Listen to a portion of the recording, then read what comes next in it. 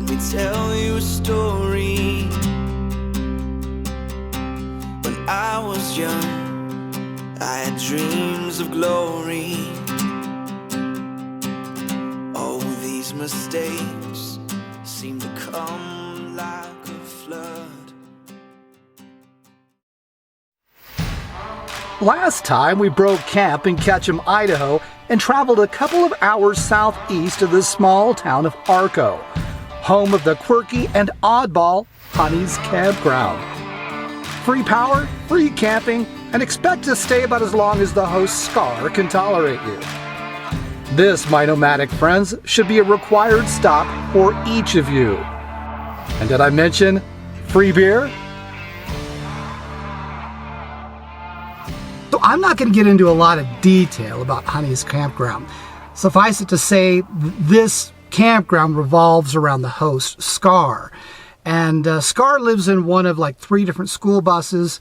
Each one of the school buses that's on the property, the front has been modeled to pay homage to one of his valued canine buddies over the years. And what can I say? I mean, he is probably, at least appears to be, a more professional curmudgeon. But he's actually one of the most friendly and generous people that you're going to know. Obviously, he's made this available to you. And, you know, right next door is a KOA, so if you don't like this, go on over to the KOA and maybe you'll be happy there. So yeah, if you have a chance to go, it is a must-go destination, especially for nomads and van lifers. You only need to go once, but you got to go.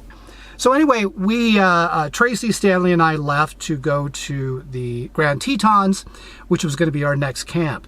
And there, our friend Alma was going to be there, along with her trailer and her friend Rose, who's traveling in a Prius.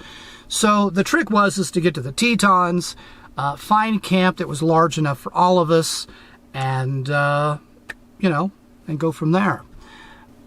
Didn't work that way, though. The wheels sort of came off the MOJO, the Camping MOJO bus here, so to speak. We get up there, and it turns out everywhere's busy. Absolutely everywhere. The town of Jackson Hole, which is just south of the Grand Tetons National Park in Yellowstone, during the time that we were there, they saw something like 44,000 people. So, give you some idea.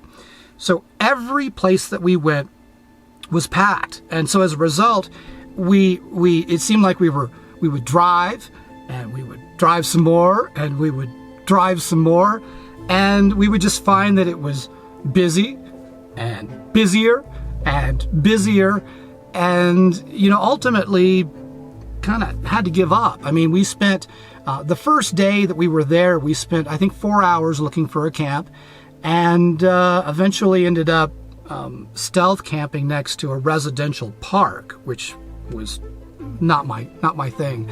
And then the next day we spent 2 hours up in the hills behind Jackson Hole, and when we did find a spot that could accommodate the 3 of us, there was no way that that our other friends were going to be able to get up there, let alone have a spot big enough for us to camp.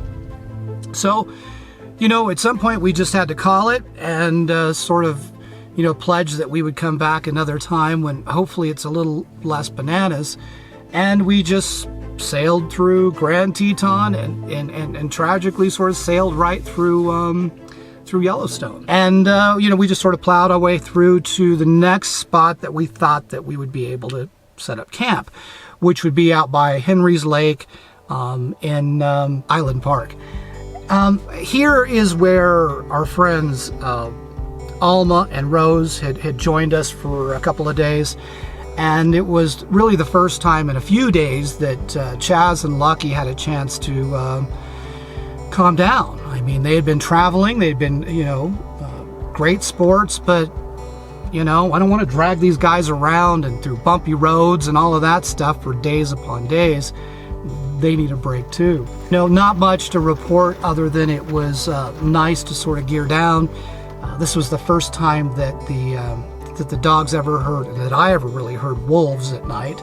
So that was kind of interesting. But we ultimately we had to move on. We decided to go travel some ways actually down towards I call it McKay, but I guess it's Mackay, Idaho, the Mackay Reservoir. And, you know, here is where we thought our mojo came back, but it was fleeting. We were right on this little plateau, I guess, where all three or four vans could probably fit. And it was just a really, really nice place to camp. The only sort of notable, I wouldn't even call it downside, that was just sort of notable was there were sort of the daily monsoons that would come through, and so you would get these winds and rain and lightning and thunder, and the clouds would roll up over the hills, and it was pretty dramatic. But you know, all things considered, it was pretty cool. Now, I don't know how long we stayed there, probably just a few days, but you know, Tracy had a commitment somewhere else. And so Stanley and I decided we were going to go to our next location and set up camp there and then secure that. So when Tracy sort of circled back, that we would have everything together. So hoping to hang on to that good mojo from the Mackay Reservoir, Stanley and I had set out to go to a camp that we had. There was actually two camps that we had. You know, one was an alternate outside of Salmon, Idaho, right along the Salmon River.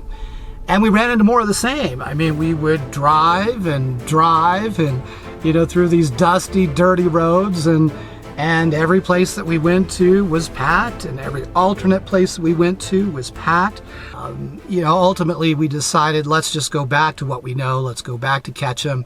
It's a beautiful place to camp. You know, I touched on it in the last video, I think. And, you know, what could go wrong? Now, en route over to Ketchum, we decided we would do one more overnight and found a small campground and up by Stanley, Idaho, and that place was packed. We found one spot that we were able to squeeze into, which was fine for overnight, but again, this is sort of thematic of everything that we've gone through. So we meandered on into Ketchum the next day. We go to a different campground than what you saw the last time. This is actually by the National Forest headquarters, by the ranger station. They have a dump station, fresh drinking water, and sort of bear-proof garbage, which was only a couple hundred yards away from where we found camp. But again, you know, this was the last campsite in this loop, so you know, we were real fortunate. But again, you know how I feel about Ketchum. It's a pretty special place to me. Wishing star when a cold day's gone. I wish I could believe, trying hard when the night is long. I wish I could believe, wish I could believe, but I can't go back.